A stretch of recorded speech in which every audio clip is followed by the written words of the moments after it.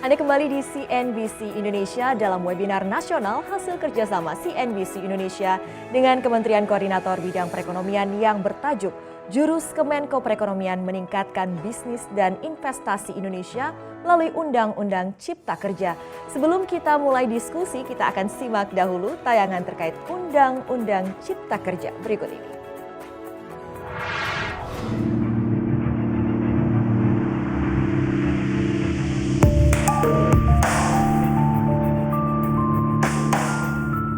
Pandemi COVID-19 tak menghalangi pemerintah dan wakil rakyat untuk mengesahkan Undang-Undang Cipta Kerja. Inilah undang-undang yang dinanti sejak Presiden Jokowi mengumumkan kabinet barunya Oktober 2019 lalu.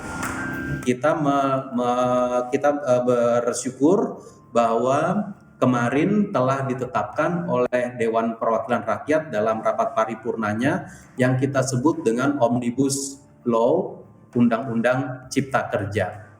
Undang-Undang Cipta Kerja yang menyederhanakan, menyelaraskan, dan banyak memangkas peraturan-peraturan yang bisa kita harapkan nanti membuat dunia usaha itu bersedia untuk investasi lebih banyak, dan setelah dia investasi lebih banyak, menyerap tenaga kerja lebih banyak. Ya, investasi menjadi kata kuncinya. Bukan rahasia umum bahwa pemerintah jor-joran membangun infrastruktur dan merombak regulasi demi membuat tanah air lebih ramah investasi. Berdasarkan laporan BKPM, investasi di Indonesia terus menanjak dalam 5 tahun terakhir. Bahkan meskipun pandemi COVID-19 melanda, tidak menghalangi investasi di dalam negeri bertumbuh. Munculnya Undang-Undang Cipta Kerja pun diharap bisa menjadi kendaraan bagi Indonesia mencuri start, menarik investor saat negara lain sibuk berbenah mengatasi pandemi. Mirip curi start ya, sedikit dengan negara-negara lain yang mungkin masih berjibaku dengan penanganan COVID-nya. Kita harus lebih one step ahead gitu dengan menyiapkan tadi reformasi struktural khususnya dari sisi tenaga kerjaan yang memang ini masih banyak yang harus kita perbaiki sehingga iklim investasi ke depannya akan semakin lebih baik, dan tentunya kalau investasi ini datang, khususnya investasi asing, tentu bukan hanya transfer knowledge tapi juga ada peningkatan penyerapan tenaga kerja ya. Pertanyaannya kini, apakah hadirnya undang-undang ini menjadi jaminan bahwa mata investor langsung berbinar menatap Indonesia? Apalagi jika benar poin-poin ketenaga kerjaan dalam undang-undang justru lebih mengeksploitasi tenaga kerja. Selain itu, masih ada sejumlah tahapan yang dibutuhkan untuk membuat aturan di pusat terimplementasi ke daerah. Ini akan berlanjut jika konektivitas pusat daerah terjalin seirama. Tapi perlu diingat, berdasarkan rekam jejak sebelumnya, inilah salah satu muara terhambatnya investasi di Indonesia. Ya, bagaimanapun juga, pengusaha mengaku Undang-Undang Cipta Kerja justru menjadi berkah di tengah tekanan bisnis akibat pandemi, terutama bagi industri padat karya. Langsung dampak positif yang langsung kita lihat dari waktu kemarin disahkan, Mbak. Semua investor itu sekarang melihat baik dalam negeri maupun luar negeri ya, terutama yang industri padat karya. Bagi mereka ini adalah suatu peluang yang baik, karena tadinya mereka nggak berani masuk di industri padat karya karena tadi dari segi aturannya yang sangat rigid, tidak ada fleksibilitas, dan juga dari sisi total dari biayanya itu sekarang menjadi bisa lebih diprediksi. Kalau tadi sebelumnya kan kita sulit untuk memprediksi untuk usaha padat karya ya. 2021 yang disebut-sebut sebagai tahun pemulihan ekonomi sudah di depan mata. Mampukah Indonesia mengebut belai tambahan yang dibutuhkan Undang-Undang Cipta Kerja untuk terrealisasi dengan manis di lapangan dan juga memuaskan semua pemangku kepentingan termasuk tenaga kerja dan investor? Mari kita lihat sejauh mana undang-undang ini menjadi mantra mujarab yang memperbaiki iklim investasi di Indonesia. Tim Liputan CNBC Indonesia.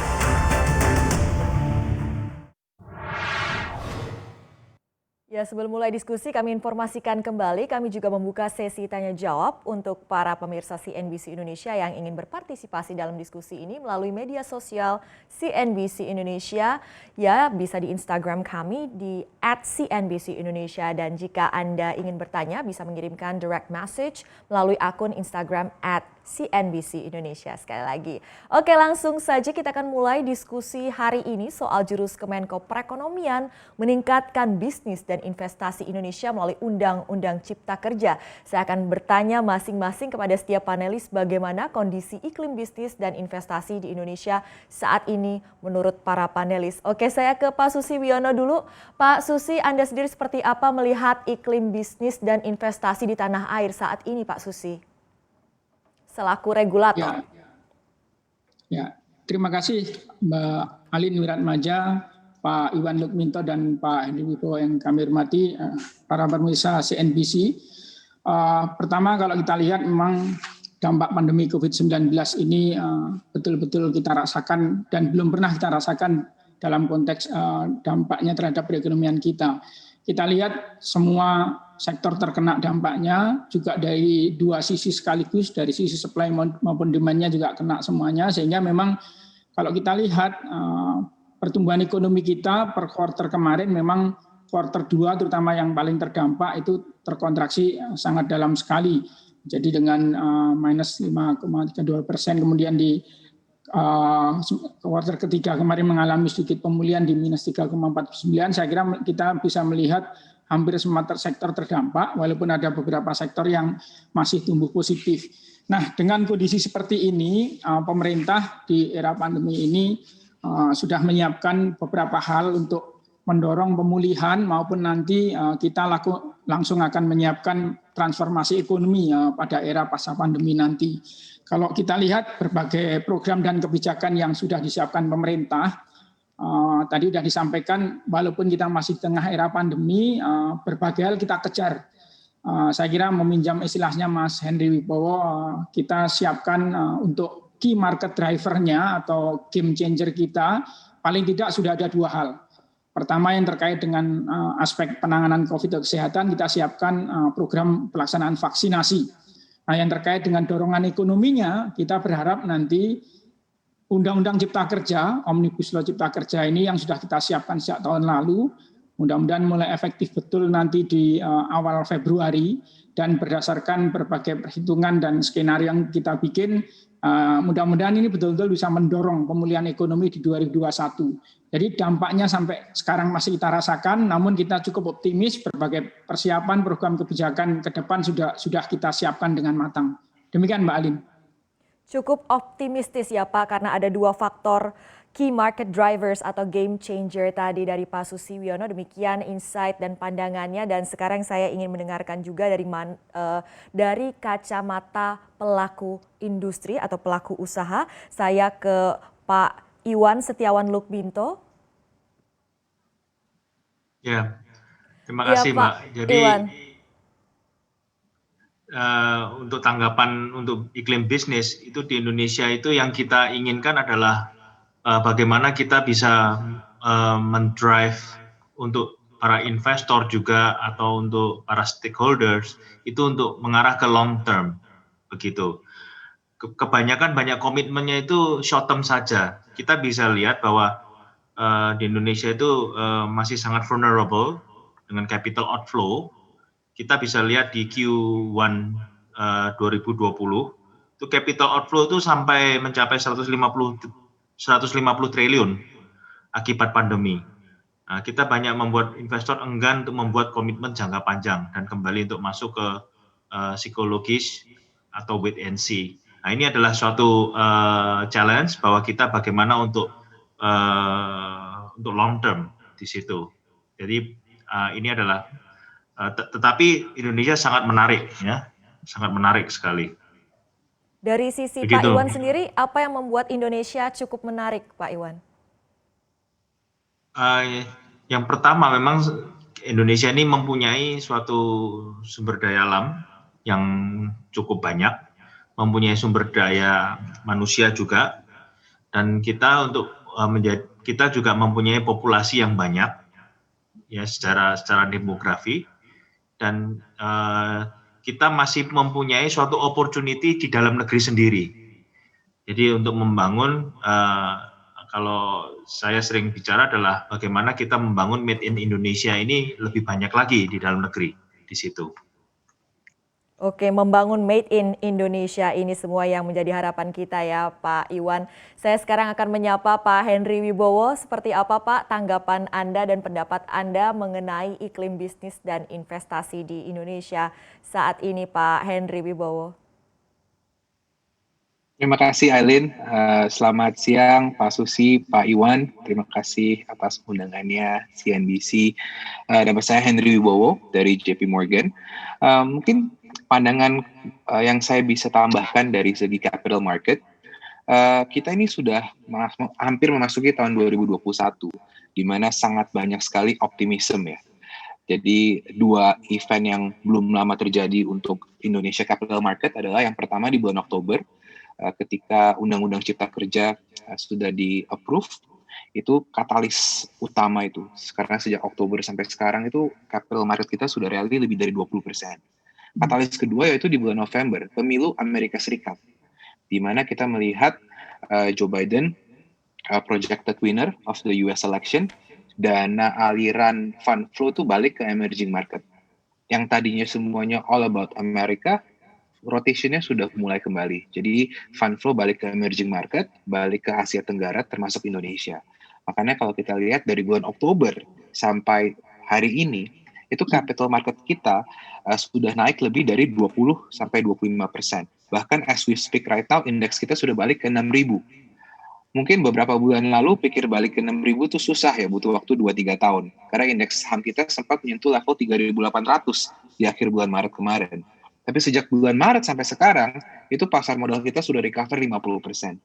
Dan ini adalah sebenarnya lead indicator yang sangat baik. Karena capital market biasanya lead indicator. Berarti tandanya apa? Optimism towards 2021.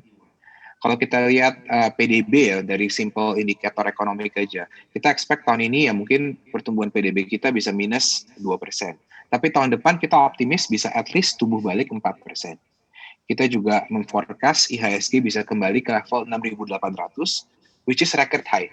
Karena sebelumnya IHSG kita tuh record high-nya 6.600, kita expect bisa reach 6.800. Kenapa? Karena tadi alasan-alasan yang sudah disebut. Yang pertama adalah vaksin positive development. Kita berharap bahwa pandemi ini akan segera berakhir di tahun 2021. Yang kedua, fund flow akan balik dari tadinya developed market, akan balik ke emerging market. Dan yang ketiga dan yang paling penting adalah katalis utama yang spesifik Indonesia sendiri, yaitu kita memiliki reform story yang sangat besar, yaitu dipicu oleh Omnibus Law. Omnibus Law Cipta Kerja sudah di-approve, kita tinggal menunggu eksekusi, dan yang berikutnya juga ada Omnibus Law di financial sector. Dan di dalam Omnibus Law Cipta Kerja itu pun sovereign wealth fund itu sangat penting, karena kita ekspektasi pembiayaan untuk proyek-proyek infrastruktur akan jauh lebih tumbuh lebih pesat dengan adanya SWF tersebut, dan reception dari foreign investor ini sangat-sangat positif. Kita bisa lihat juga di headline news, tim government baru keluar roadshow dari Jepang, dari Amerika, dari Middle East, dan so far komitmennya sangat baik. Dan kita ekspektasi FDI, ini kata-kata yang paling penting, FDI untuk bisa kembali masuk ke Indonesia. Jadi bukan cuma portfolio flow di pasar saham, di pasar obligasi, tapi FDI di real sector juga bisa masuk ke Indonesia. Jadi makanya kita sangat optimis ya di tahun 2021 ini pertumbuhan ekonomi kita bisa recover. Terima kasih. Optimisme dari capital market, dan sekarang saya ingin mendengarkan juga seperti apa tanggapan dari Pak Susiwiono terkait dengan outlook yang sangat positif yang sudah dipaparkan dari Pak Henry Wibowo dari JP Morgan tadi. Pak Susi. Ya, terima kasih Mbak Alin. Tadi Pak Iwan dan Pak Henry terima kasih. Tadi beberapa catatan Pak Iwan dan juga terutama Pak Henry tadi, saya kira sejalan dengan kami. 2021 Pak Presiden sudah menyampaikan adalah tahun peluang dan tahun pemulihan ekonomi nasional maupun global. Jadi saya kira momentum di 2021 itu betul-betul akan kami persiapkan. Karena itu sejalan dengan tugas kami, baik selaku koordinator di Komite PCPEN, Penanganan COVID-19 dan Pemulihan Ekonomi Nasional, maupun kami selaku penanggung jawab penyelesaian Undang-Undang Cipta Kerja beserta peraturan pelaksanaannya. Kalau kita lihat selama 3 bulan sejak Undang-Undang Cipta Kerja disahkan menjadi Undang-Undang Nomor 11 tahun 2020, tanggal 2 November kemarin, Undang-Undang ini memberikan waktu kepada kami hanya 3 bulan. hanya 3 bulan untuk menyelesaikan seluruh peraturan pelaksanaan yang kita tahu sendiri undang-undang ini coverage-nya sangat luas dan materinya sangat besar sekali. Hampir semua sektor ada di sini.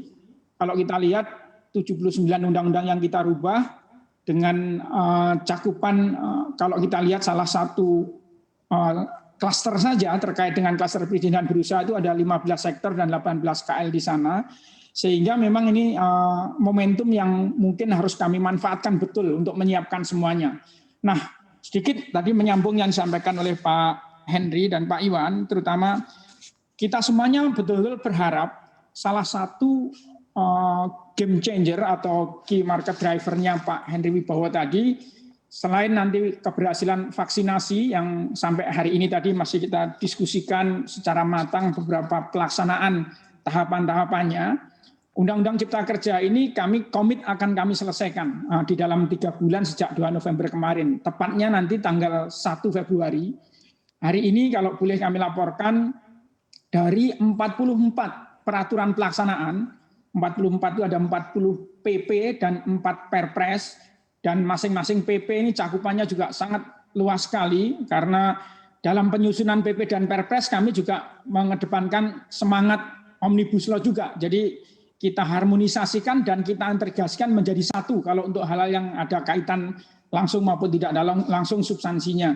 Nah, dari 44 ini sebenarnya semua draftnya sudah selesai. Karena itu kami di portal Undang-Undang Cipta Kerja sejak beberapa minggu yang lalu sudah kami upload semuanya. Ada 30 RPP di sana. Yang 14 sedang kami selesaikan minggu-minggu ini. Kami mengejar dengan teman-teman seluruh kementerian lembaga. Memang masih banyak isu-isu sensitif yang sedang kami kejar penyelesaiannya. Tapi kami janji dalam minggu-minggu ini akan selesai. Mulai isu yang terkait dengan sektor real mengenai masalah sektor perindustrian, itu permasalahan yang kita hadapi sekarang di era pandemi ini, masalah jaminan ketersediaan bahan baku, kemudian logistiknya, sampai ke utilisasi produksi, kemudian bagaimana nanti untuk pelaksanaan ekspor. Jadi detail sekali, semua sedang kita kejar penyelesaiannya. Demikian juga yang terkait dengan sektor perdagangan. Kita irisan dengan beberapa sektor lain, bagaimana nanti memastikan bahwa untuk perdagangan itu terkoordinasi di Kementerian Perdagangan, dan beberapa yang sekarang kita lihat di era pandemi ini, rantai pasok ini mendapatkan pengaruh dampak negatif yang luar biasa dari COVID-19 ini, karena itu kita akan benahi semuanya. Nah, pada intinya Mbak Alin, terkait dengan optimisme ini, kami betul-betul menyambut baik dan kami dengan seluruh kementerian lembaga pengen memanfaatkan momentum dengan bekerja keras, dan 3 bulan ini kami jamin semuanya akan selesai.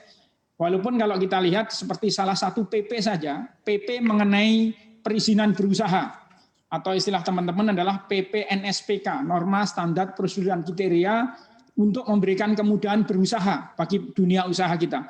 PP ini sangat besar sekali, karena mencakup 15 sektor, 18 kementerian, semua layanan perizinannya kita masukkan di PP itu. Jadi kalau kemarin Undang-Undang Cipta Kerja saja sudah 1087 halaman, yang sekarang PP ini sedang kami finalisasi. Sementara yang sudah kami kumpulkan dalam satu PP bisa lebih dari 20.000 halaman. Jadi memang kami betul-betul kerja keras, kami selesaikan semuanya. Sekali ini nanti jadi, apapun bentuk layanan perizinan berusaha di Indonesia, di Republik kita tercinta ini hanya mendasarkan pada itu. Jadi ada kepastian hukum, ada kepastian usaha. Tadi Pak Iwan menyampaikan bikin kebijakan yang sifatnya jangka panjang, long term.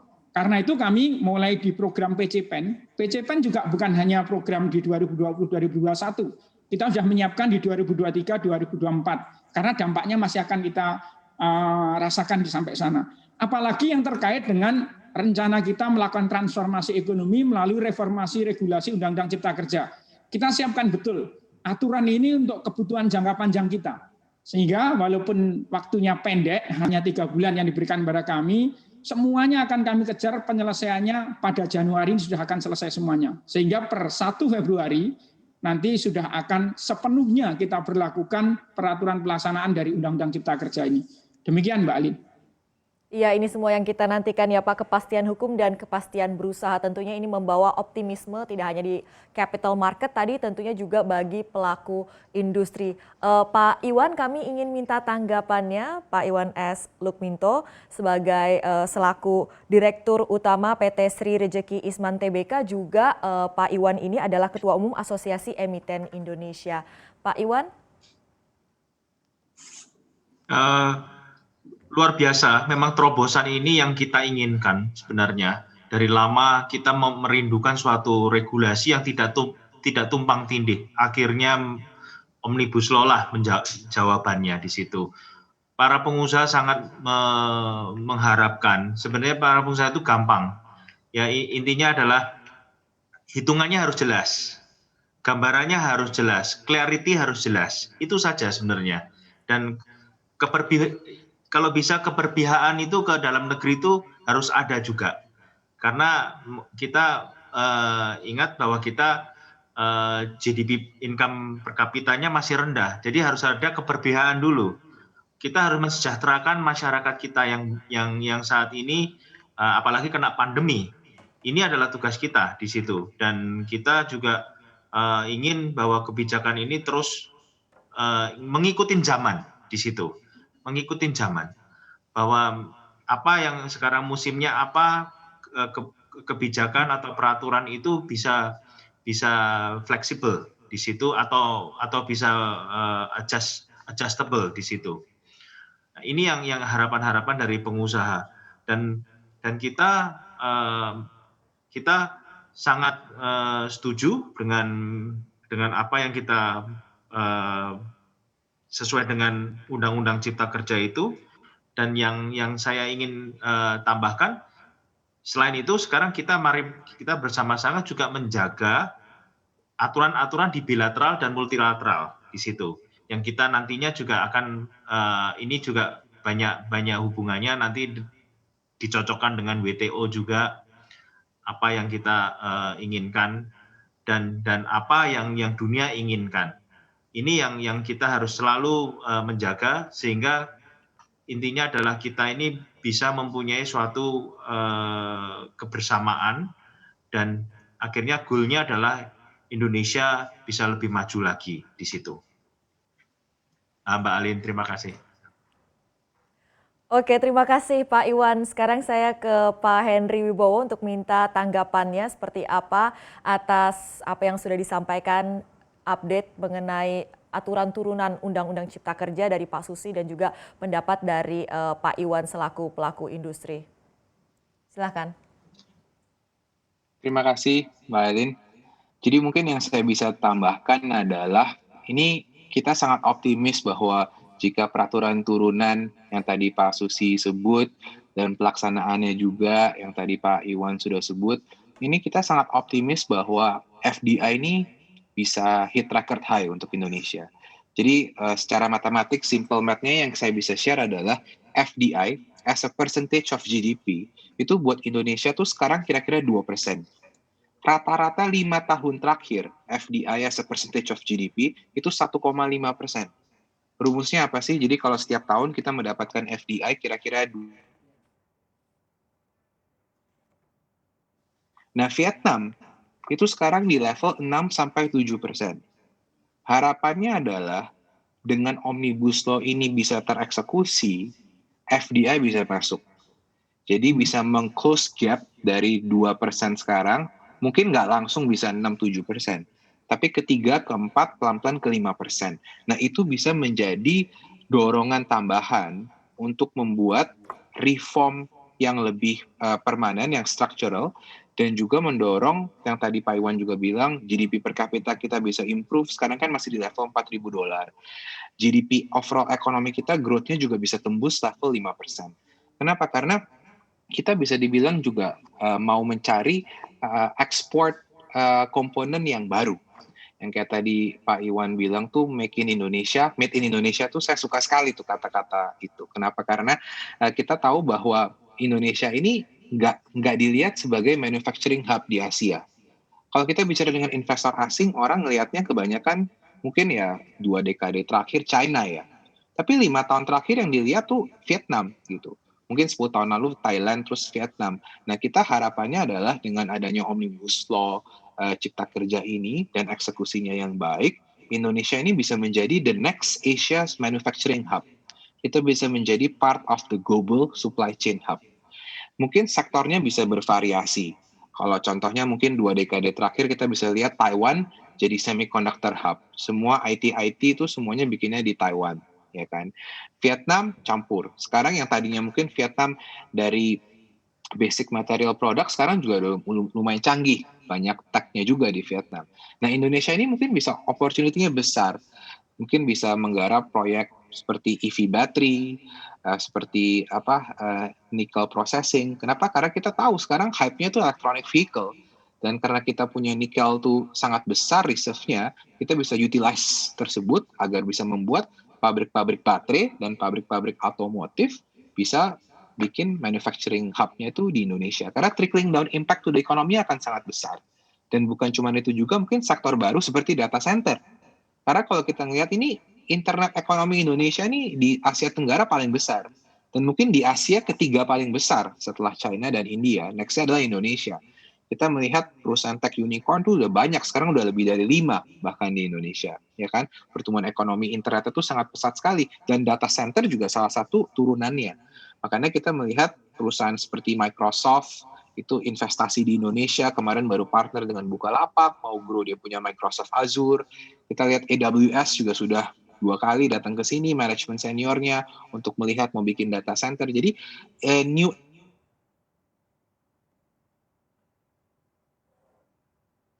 jika undang-undangnya mendukung, FDI kita bisa naik, dan bukan juga investasi di sektor yang sudah ada, tapi investasi di sektor yang baru.